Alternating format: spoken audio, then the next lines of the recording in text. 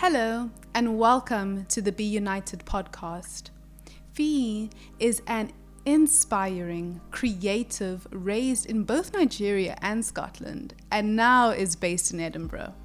A self-published poet at 19 years old, Fiyin regularly performs her poems at slams and poetry readings. She looks to show the nuance of her experience as a black woman and more. Her poetry covers different aspects of life, the colors and grays. Find her at FaksFiyin on IG, that's FAKSFIYIN. And please purchase her book Aphrodite, available on Amazon Kindle. Stay connected, it's time to unite. We are here with the most beautiful, talented singer, songwriter, and poet Fiyin. Thank you so much for being on the podcast today. Thank you so much for having me. Very, very excited. And that was really nice welcome. So thank you. Of course. You have a beautiful name. And so I want you to tell everybody your full name. Full name. Okay, so it is Fiyin Fakunle. And that's it. So you told me that your paternal grandparents can add their name to your name, their last name to your name, or family name. It's interesting actually. I'm not quite sure where Ajoka comes from. I'm not sure who has it, but from my understanding, it was my paternal grandmother who was like wanting to smack that in my name. Yeah. So like my sister has my paternal grandmother again as her like middle name and things like that. So yeah, I think it just makes the grandparents feel included in the process. Okay. So coming from Nigeria, you were about 11 years old, and you said you came over because your mom was doing her master's degree. Exactly, yeah. So my mom was doing a master's at Edinburgh University, and she had done a top-up degree in England, got into Edinburgh, and decided to bring the kids along. So me and my sisters moved with my mom to Scotland. Yeah. And what was that like? Do you remember when you first came here? Like, what were your first thoughts? The first word that comes into my head is like exciting, because I lived in Nigeria all my life and it was great. Friends, family was there, really comfortable life. And I traveled to the UK. Like my parents are quite well traveled, so they made sure we traveled from a young age. But it was just interesting, like what would that be like to move to a different country? And I think there was probably a bit of fear of having to start over again, because I was almost going to secondary school. I already had people I was friends with. Having to do that all over again was kind of intimidating, but I think the idea of going to go live in like Scotland or the UK, somewhere I didn't really think of as apart from as like a holiday destination, was I think I was fascinated but scared at the same time. Yeah, I mean, it's one thing like going to a new school in the country that you live in, but moving to a completely different country must have been quite intimidating. Very. I mean, I think I grew up watching like Disney Channel and stuff like that, so I thought, maybe I have an idea of what it would be like, but it wasn't what I thought it would be. Right. But it was interesting to go through that process. I think reflecting back, I was just very open to it and wanting to be accepted. I think I remember that a lot, wanting to fit in and just make the most of it. But it was there was like expectation, reality. So the official language in Nigeria is English. It is. Followed by so we have three main languages for the three main ethnic groups. So Yoruba, which where I'm from, then we have Igbo, so they are people from the east, and then we have Hausa, so there's people from the north. But there are dialects within those languages, right? And there's many dialects. There's many dialects. So I think I'm probably not going to get this completely right, but there's definitely over 200 ethnic groups in Nigeria. Right. And then imagining like they have their own language as the general language, and then different regions will have different dialects of the language, because you also have places where, for example, like Yoruba and Hausa interact, and you have places where different people mix. So inevitably, like some Yoruba will sound like a different language, some language sound like a different language. So yeah, it's really interesting. And I think I'm sometimes worried that's getting lost, because we don't see the value, the cultural value in that. But yeah, there's a lot of different languages, a lot of different dialects. Yeah, so in Nollywood, do you think some of those languages are expressed through film, or more so it being an English speaking film? Interesting. I think my experience of Nollywood is currently what I've been exposed to, like what I've watched, it's all in English. The only time like a native language is used is in terms of if like a grandmother's talking or somebody's insulting somebody and things like that. It's like when somebody's annoyed that they'll just speak in their mother tongue and then resort back to English when they're proper. And I think that's really important because it almost creates like a social disassociation with your language, because it feels like you only use your language in negative aspects, and then you use English when you're trying to be proper and nice, but you use your language when you're trying to insult or you're trying to reprimand someone, or it becomes informal. Yeah, exactly. So I mean, for me, I've been interested in the fact that probably when I was younger, I just saw the language as, oh, this is what some a parent says when they're annoyed or something like that, and it's too intimidating. It feels intimidating, and I think that probably causes disruption in wanting to engage with that language. But being a bit older now and realizing that language has philosophy, that language has culture, that language is so rich, like especially Yoruba, it's very much made up of proverbs, so there's a lot of different types of proverbs in there, and just they're not all bad. Some of them are for wisdom, some of them are for patience, different kinds of things like that. But I think when if Nollywood reinforces English when you're chummy everything's nice, and native language when things are bad, it kind of mentally is causing that association, even if we're not conscious of it. So I think Nollywood is doing a brilliant job though, exposing people to Nigeria, the reality of it. People aren't living in huts, even though living in huts is fine for people who enjoy that line of life. But people seeing skyscrapers, I mean, for me it's very fascinating when you come here and people are like, oh my goodness, you're from Africa, do you have Wi-Fi? I'm like, what? How do you speak English? Yeah, and I'm like, well, colonized nation, but we just picked it up. Yeah, it's like they think that English can't possibly be an official language.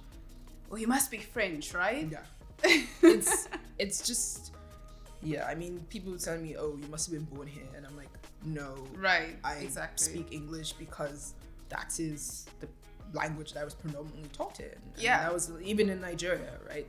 And I don't know, it's interesting to me because I'm thinking, do people think that their English is so special that Africans took took on the burden of learning it? But I'm like, no, it was a survival mechanism, right? Like people learned it not to be in trouble with, for example, when they was heavily colonized, be in trouble with whoever was above them. It was in schools, really the agenda was, my grandparents' era especially, was take out the language from these people. When they lose that language, when it's English that they only have, that's their only tool of communication. Then you can know what they're saying, you can know what they're planning, you can reshape their mindset. Because I think language really shapes your mindset and shapes your culture and your understanding of yourself. So it's like when you take that away and you give somebody English who has no cultural or biological root in that language, it's foreign to them. So if the outside were to say, but this is what you need to do, they'll abandon whatever their language and stuff is telling them and just go for that. So it's really sad that it was systematically pushed out, and now people I think are trying to go back to it though. I think there's been I think Yoruba is one of the official languages of like Brazil or something. Like it's people are really, really recognizing. Interesting. It's I think there was a British Council report that was released that was saying that essentially that British people are becoming monolinguistic, and in the next couple of years there's going to be such a big disadvantage, and these are the languages to learn. And funny enough, the Nigerian languages were on there, and that's stuff people don't even talk about. Like Yoruba, Hausa, Igbo, I believe were all on there. It's a really recent report, I think 2019. But it's like the West sees the value of our language, they see the value of our culture, but in the wider mainstream society, that's not the image you're getting. That's not the value, that's not the experience that you're getting from them. It's, oh, Africa is suppressed, needs help all the time, disrupted, they don't have anything. Whereas they're out here telling their people, you need to learn their languages, you need to do this, you need to do that. So it's it's always, language is a very interesting, I want to say tool. Yeah, it's a very interesting tool that can be used to either empower you or disempower you. Right.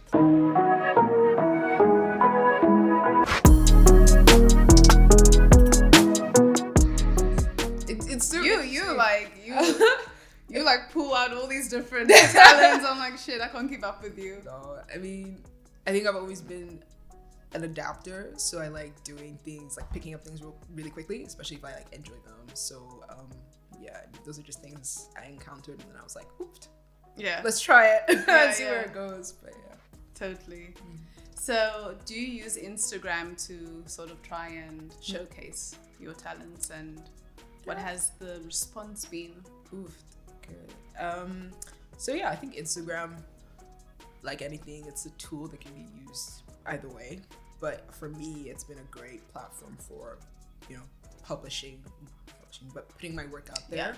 I mean, from the last poem I actually did, you know, one of my friends who I haven't spoken to in ages, but he's in a band, he does his own thing, and he just contacted me and he said he wants to make a lo-fi, like a neo-jazz lo-fi song with my poem. So I worked with him, you know, wrote the piece a bit longer, and now he's working on that away, and you know, he's gonna put it out at some point, maybe tonight or something like that. But you know, it's, if I never put myself out there, like that kind of thing would never happen. Yeah. So for me, I really see, for my professional side, in terms of working or, you know, poetry, music, that kind of, I see Instagram is perfect because you can reach so many people across the world, and you know, you really get a sense of community. You can build that if you really want.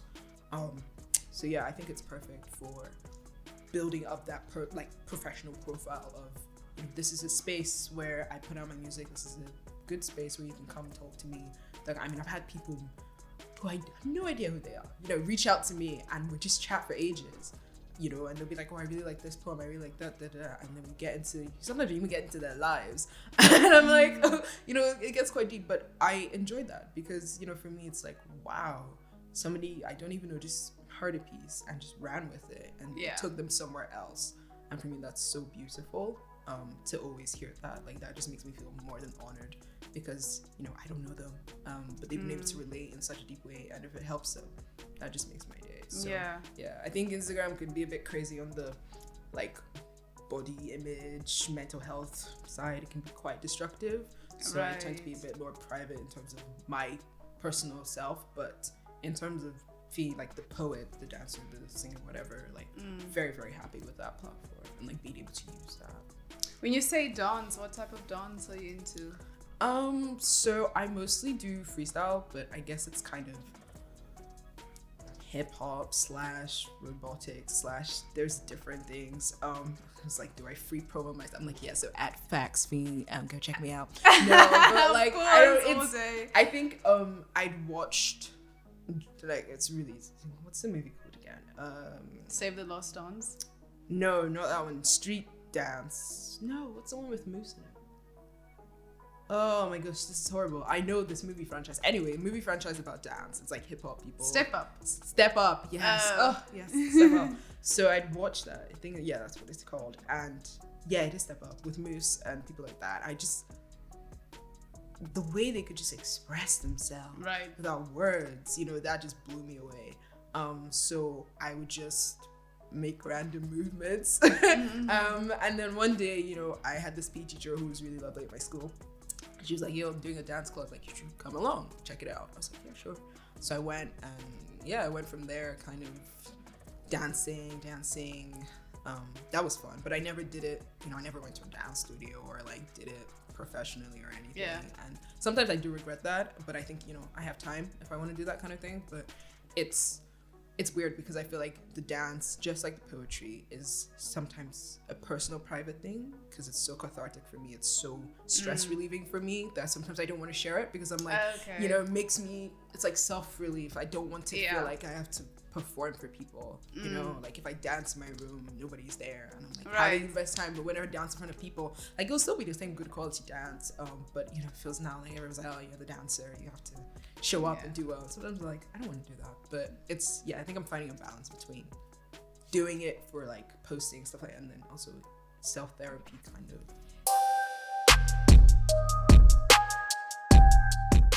You seem to have a good balance between social media and just, everyday life. Yes, you post on social media and you allow people to see your craft and your art, but you don't also spend all your time scrolling. You said you would go on for 2 days and then be done with it. Yeah, I mean, like, me, I think, let me think back. When I was still on Snapchat and, Snapchat streaks were a thing. So that was, you have to keep messaging people and then, the days rack up and people be like, how many streaks are you on? I think this is when I was like 15 or 16. I just got to the point I was like, I'm tired of this. Like, this isn't adding value to my life. So I decided to cut that off just for, I think, 48 hours. And the relief I felt, not having to check my phone every 5 minutes, and not having to feel like I have to be on demand for people all the time. I'm so switched on to their demands. Doing that really helped me, because I think now sometimes, my friends will tease me that I'm the worst replier, but when I reply, it's good conversation, so they can't get rid of me. But it's because you can't be on demand for every single person all the time, because then when you have time for yourself. So, I mean, every day I always try and keep that balance, because I know that if I tilt into the side of social media, like, it's just, you can get lost in there. You get so lost and you can spiral. So for me, it's actively asking myself, what am I like? I'll say to myself, like, what are you doing? What are you looking at right now? And if it's nothing, I'm just like, okay, down. And like, even now, my phone, my notifications every single notification is off. News, everything is off. And I've been doing it for 3 days, because before I had like partial notifications, but I would still get stuff. One day I was like, no, I'm gonna switch it all off and see how that goes. And for me, it's been great. Like, I'll probably get to the point I'm a hermit, never look at a phone. But I think when I detach, and not necessarily even like meditate or do anything, but even just detaching from the phone and like reading or doing something different, I come back and I feel refreshed. Totally. Yeah. And I mean, sometimes I'm on my phone like 3 a.m., typing, because I just watched a documentary on Netflix that was amazing, and it was 3 a.m. and I just, typed a bunch of stuff about it because I was like feeling passionate. So it's not like I'm this like guru that knows, 5 p.m. phone is off. But I try to do it when I don't feel trapped by it. When I know I can walk away. I think when you're conscious of, I can walk away from this phone at any point, and then you have the power. Totally. Because our phones are really an extension of ourselves. I personally cannot live without my phone in terms of everything is on there. Emails, WhatsApp, the bus app, I know, they've got us. They've caught us. Totally. They really caught us. But I was having this conversation yesterday with someone about how important it is to disconnect, because this constant stimulation is not good, because you wake up, you look at your phone, then you go on your laptop and you do work, then you have a Zoom call, then after your day you watch TV. Wow. Yeah. And then, when are you really giving your brain time to just chill out for a little bit? And it's so important just to disconnect from the matrix. Yep. It's such a matrix. I completely agree. I mean, I think also the hustle culture of you have to be switched on every day, hustle all your life. Yes, right? I'm like, team no sleep. Literally, I'm like, what is that? Like, we're meant to rest. I mean, when you sleep, that's when you're doing your best work. That's when your body's healing itself. Your brain is able to recategorize things. If you're a student trying to remember things, they tell you sleep. And it feels so counterproductive, because you're like, no, I need to take in as much as I can. But no, your body's like, no, you need to rest so that I can do what I need to do. Right. Because the things your body is doing when it's awake are different from when it's asleep. And you need both of those things, right? Totally. So it's, I don't know. I think, I'm exposing myself a bit more to like the biology of our bodies and like things like that, just to even understand, the consequences and the positives of doing different things. And I think if more people did that, like it would be better. I don't know. But you're right. The constant like feeding us is, it's scary sometimes. Right, exactly. When I see those quotes on Twitter like, when you're sleeping, I'm working. Good for you. Good for you. I'm going to be sleeping still. Exactly. They're like, I've only got 3 hours a night. I'm like, that is not good. Right. That's really dangerous. You're running on very thin, like, ice. Definitely. Sometimes you do have to do a 3 hour sleep and whatever, but not every single day. Like, when are you going to have time for you? Yeah. So when you wake up, you know, one day when you're older and you look back at your life and you think, oh, the only thing I've done was work. Yeah. There's so much more to life. There's so much more. And I think we're in an interesting era where, you know, the companies, the corporations that are so used to getting people coming into them to work and just work, retire, die. Yes. And now having to face kids like me who are like, but what am I getting out of life? Yeah. When I look back on life, why should I work for you? Right. You know? And like, so you control my time? Like, right. I think, you know what, like, I think it's just, yeah, they're gonna face a dilemma with kids being like, I want control of my time and I still want to make money, so I don't know how they're gonna handle it, but hopefully we can move towards a 4-day weekend. That would be so nice. Not a 3-day 3-day weekend. 4-day working week. That would be lovely. I mean, from what I've read, it works, so why not? Exactly. Why not? Because I always say that, you know, Friday doesn't count as the weekend, and Sunday. You spend half of it getting ready for Monday. Exactly. So really, you only have Saturday. Yeah. And that's not much of a weekend. So, you know, we really need longer breaks. Yeah. And not just for like, oh, we want to like run around and have fun, because that is important, but just to even realize there's more to life than just being plugged in all the time. Exactly. And I think like people get so desensitized to that, right? Like you just every day. And that's not how we're meant to live. It really isn't how we're meant to live, in my opinion anyway. So yeah, I feel like I'm the most alive when I travel and when I go to other parts of the world and see how people are living, and I freaking love talking to locals wherever I go. It's so cool just to see what their life is like. And you're enriching yourself, right? Yeah. It's such a beautiful symbiotic relationship where you've come in, you're plugging money into their economy, you're plugging into their culture. Yeah. And they're able to give back to you in terms of you're receptive to them. You want to know.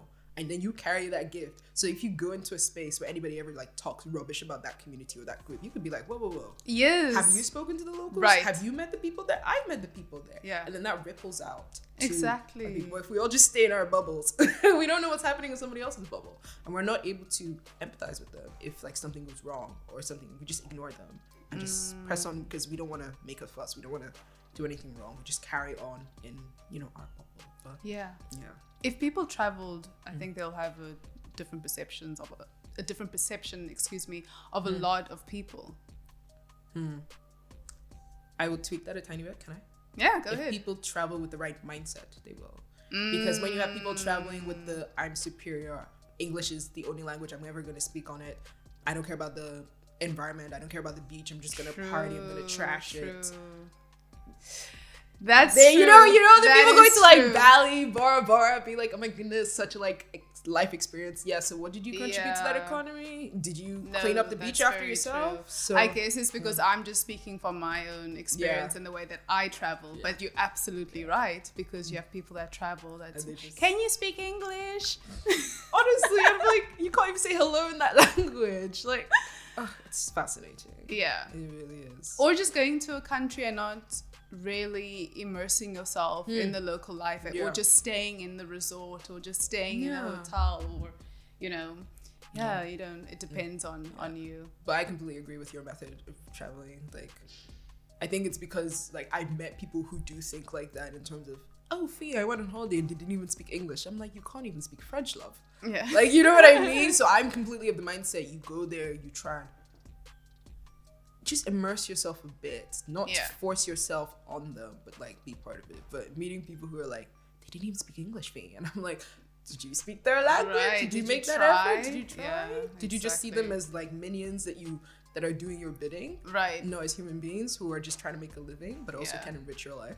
Exactly. Yes, mindset is very important. Do you have any future plans to well, not so much future plans, but if you could jump on a plane tomorrow, if this pandemic was not a thing, where would you be going?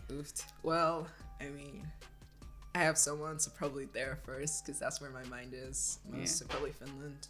Well, because it's gorgeous, but also because like my boyfriend's out there, so that would be the first place that my ticket is going.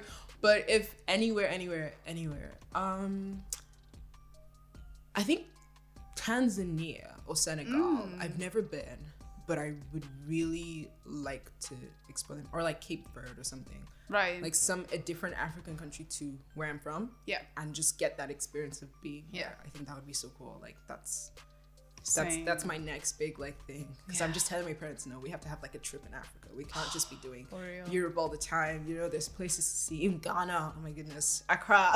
Look something like that. And obviously, you know, I'm just getting snapshots of what it is, but to go there would be amazing.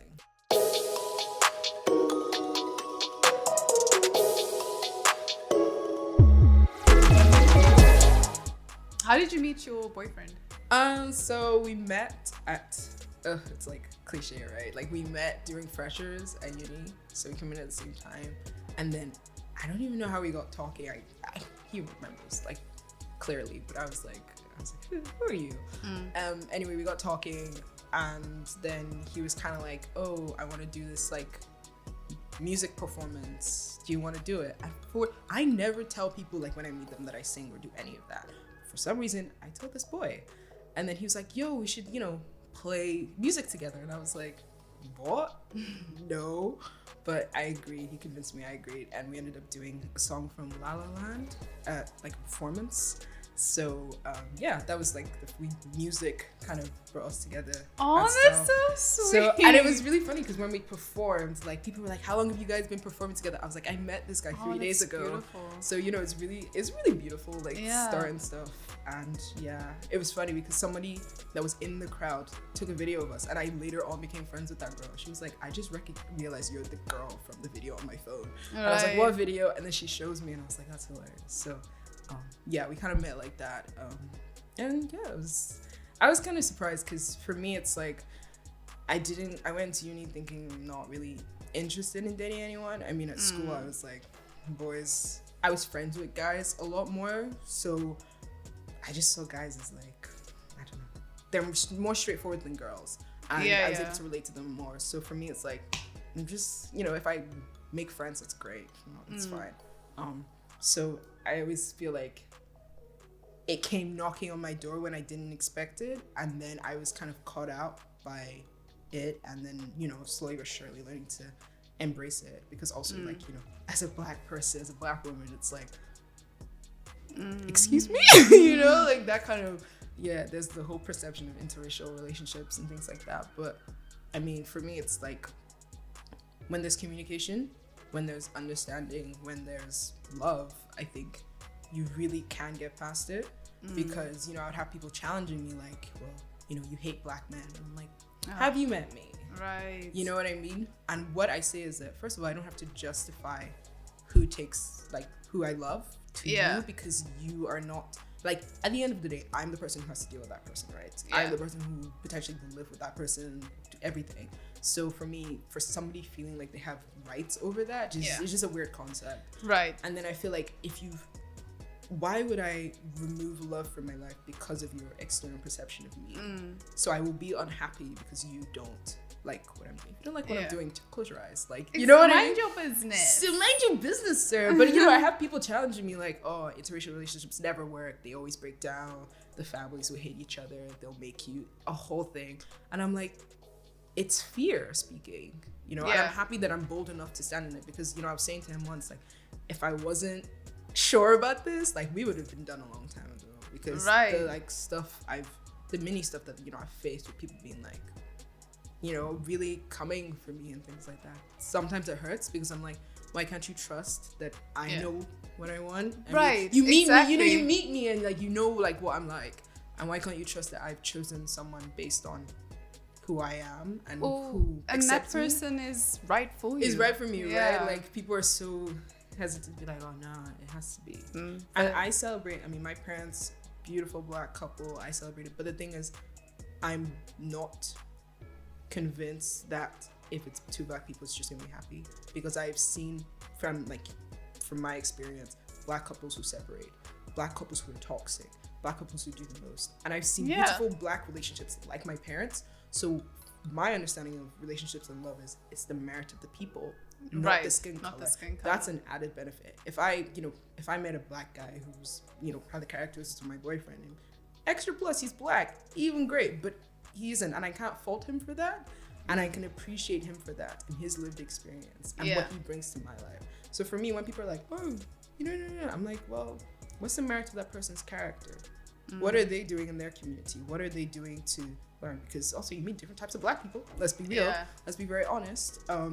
So for me, I'm like, I mean, yeah, I've had different kinds of experiences, but for me, I'm looking at the merit of your character. I mean, the first time I met this guy, I had like a horrible experience, and he was the only one in a crowd of, like, we were in a group of people, and I kind of walked out because I won't go into too much, but I had like a long night and it was just really bad. Right. And he was the only one who came, barely knew me, cooked me dinner, like got me to bed, was making ginger tea for me, bringing it up. I was like, okay, I need to be, I can't be like, but push him away because it's just like in my head, that doesn't make any sense. Yeah. So far so good. I mean, I'm not gonna say it's been easy. It's been hard sometimes.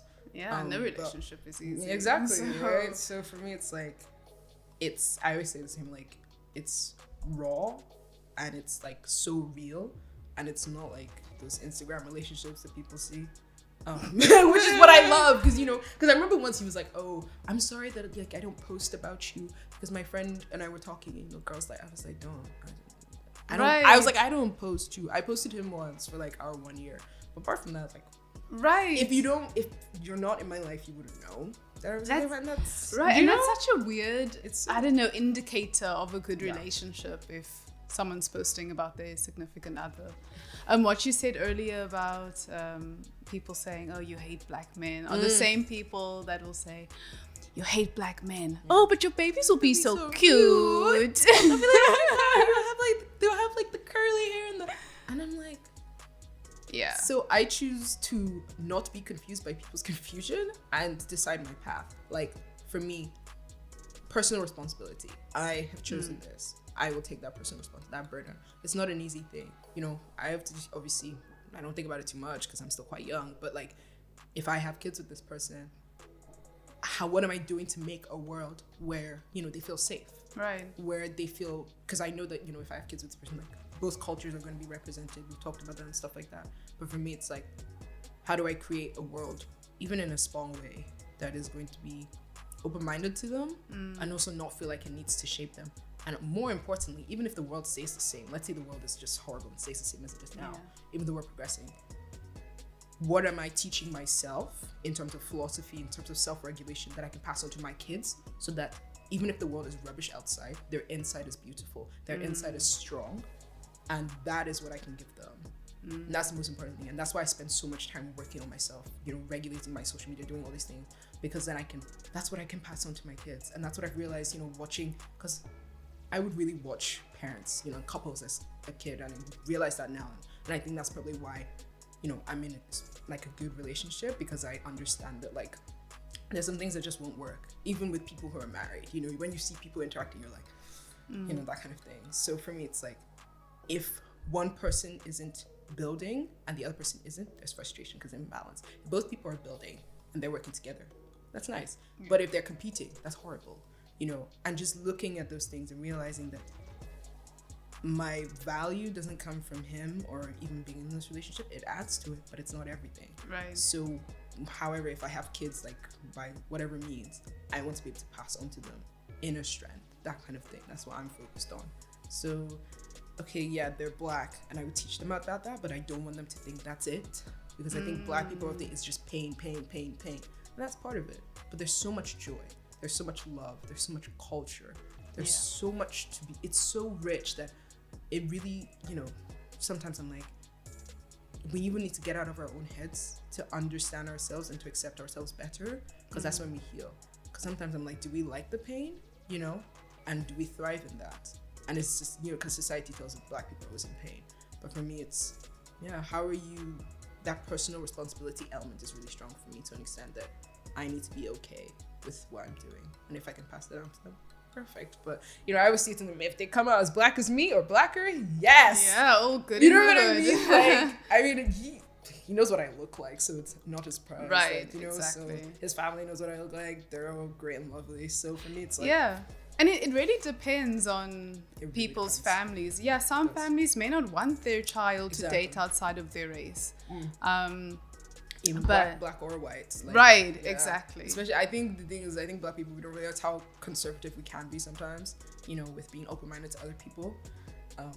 Yeah, we can be sometimes that way. But I mean, I think that's a survival mechanism. I don't think that's because we set out to be anything. I think that it really is because people have taken advantage of us. People have abused us for such a long time that now we're Right. just like, we have to protect ourselves.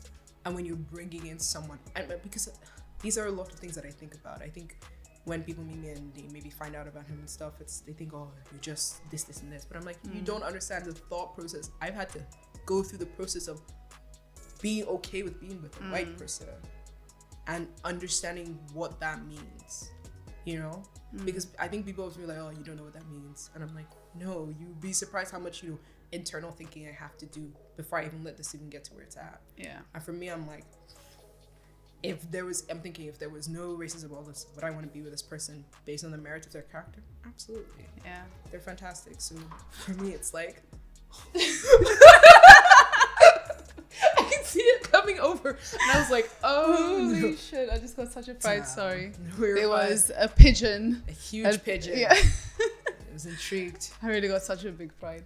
Relationships are great, and I hope that in the future, interracial relationships will just be seen as relationships. Oh, goodness. Oh, Yeah. honestly, really, because, I mean, obviously, there can be times where it is toxic and somebody's being fetishized and all these Right. wrong things, and people are saying, oh, now I know about the black community, blah, blah, blah, blah. Like, I mean, I remember straight up saying to him, just because you're dating, like, because he knows what I'm like, and I said, just because you're dating me, don't think you know anything about black people. And he was like, oh. But, you know, being able to say, some people can't say that to their interracial partner, like, call them out. I check him all the time, and he checks me too, you know? Right. And he'll question me about things, because what's the point of being together if we can't be accountable to each other? Yeah. You know? And as much as I'm learning about his culture, he's learning about mine. He's open to it. In fact, right now, we have words that will, like, tell each other the different languages, so, like, we know the different languages around each other. And for me, that's, like, a positive thing, right? If I date someone who's not interested in my language or my culture, like, for me, that's, like, something I want. So, and that's there. Yeah. So it's just, yeah, it's interesting.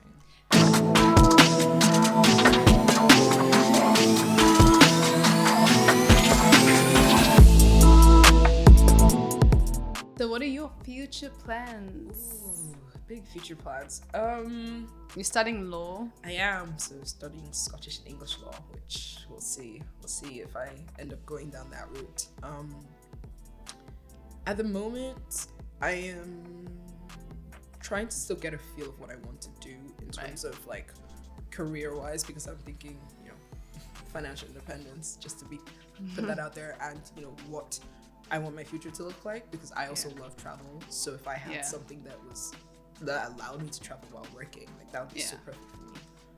So I think right now, the song that my friend is doing, that's pretty cool. I'm going to hear that. Yeah, I know. We'll see what he does with it. He sent me, like, a track to listen to, and I was like, that sounds pretty nice. So we'll see. And then I'm getting a personal essay published, kind of in an online design, so Candid magazine. That should be coming out soon. So I'm doing, like, little bits and bobs just to get my foot in and, you know, feel firm on my feet and stuff.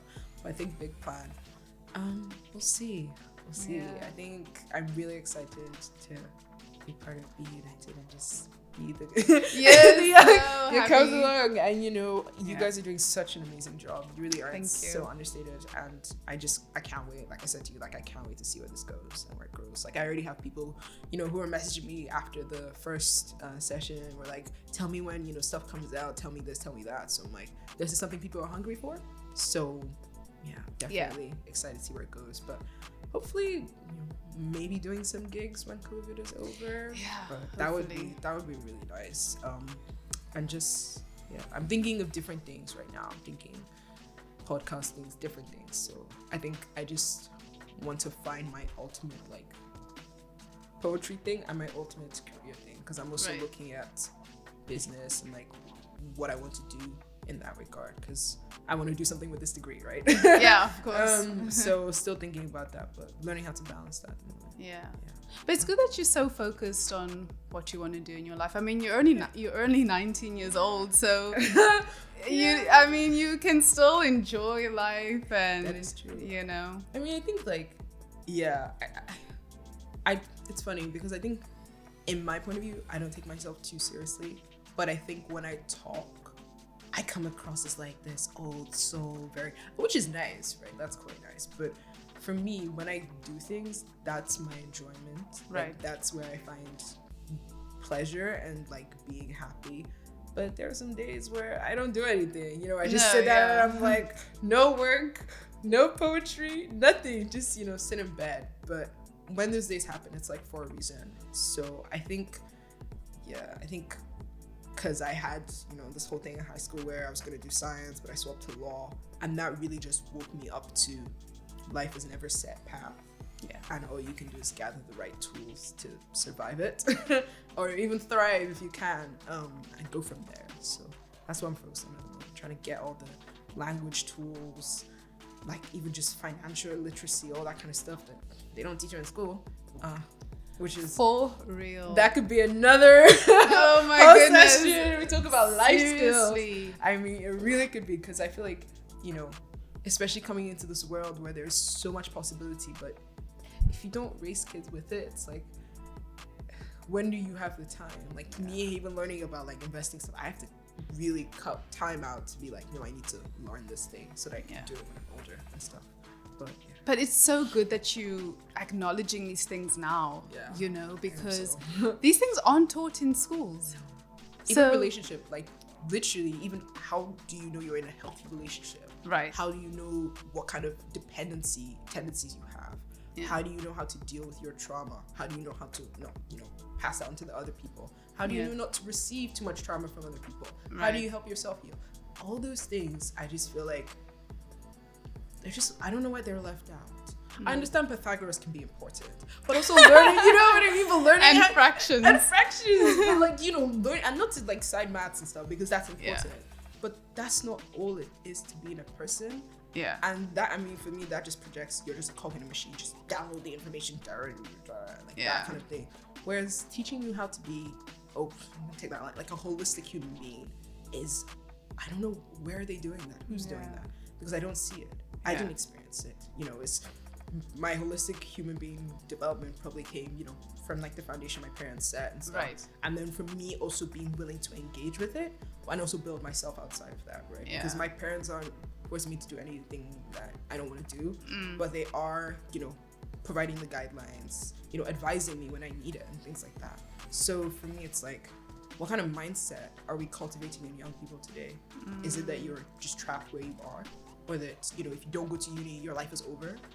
I think that's such a dangerous one, because universities are, that could be a whole other conversation. But, it just feels like they're under preparing you for life so that you're just numb to the point that you just go into a career and you don't think about being a human being. Exactly. You do the 9 to 5, you have your one day weekend. But it is the, if you assess it, it really is the one day weekend, the Saturday. And, it's funny because then on Saturday we're like, I want to do all my hobbies, but you're too tired. Yes, exactly. Or you try to sleep in. And But it's been so amazing having you on the show. Thank you for imparting your knowledge on us. I feel like I learned so much from you, just engaging in conversation with you.